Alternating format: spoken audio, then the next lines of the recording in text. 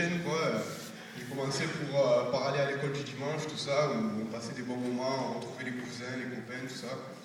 Puis ensuite, là, ça a continué par les ados, où pareil, là, les moments étaient plus forts, où vraiment on passait des bons moments pendant les week-ends, tout ça, pendant les réunions, et je ressentais vraiment la présence de Dieu, mais sans plus, quoi. Je veux dire, sur le week-end, par exemple, j'étais content, quoi, j'avais été béni, mais après, quand la semaine reprenait son cours, je repartais et ça, sans plus, quoi. Et après, les jeunes, il y a eu les jeunes, quoi, et là, c'est vrai que les choses ont commencé j'ai commencé plus à réaliser l'amour que Dieu avait pour moi. Et c'est vrai qu'au début, j'étais en BEP cuisine et j'avais un métier qui me prenait beaucoup de temps parce que c'est vrai que j'étais jamais là aux réunions, quoi, à part le dimanche, vu que je travaillais le matin et après que je retournais au travail le soir.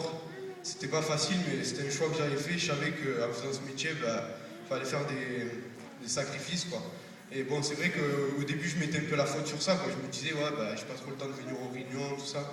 Mais bon, on m'a dit que, voilà, qu'il fallait pas mettre la faute sur ça. Et après, j'ai pu avoir la chance de faire une autre formation en pâtisserie. Et là, par contre, je travaillais plutôt le matin, mais l'après-midi, j'étais libre. Et ça m'a permis que ça a duré un an. Et pendant un an, j'ai pu vraiment aller aux réunions le soir, le mardi soir, le vendredi de temps en temps. Et je pouvais être là chez les jeunes. Et ça a changé ma vie, car petit à petit, je voyais que le Seigneur il faisait des choses dans ma vie. Et que voilà, ça me faisait du bien.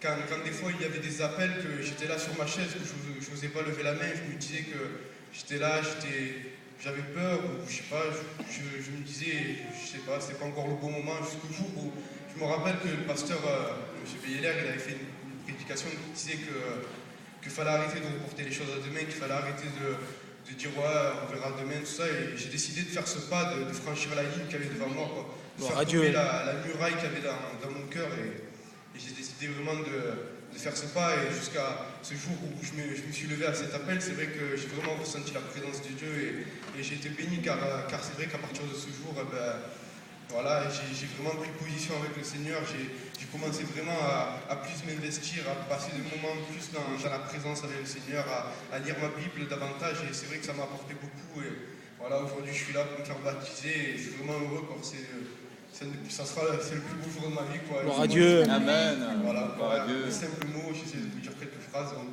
je vous encourage à ceux qui ne sont pas baptisés de faire ce choix, quoi, que vous ne serez pas déçus, que c'est la meilleure chose à faire qui peut arriver à un temps. Donc voilà. Amen. Gloire à Dieu.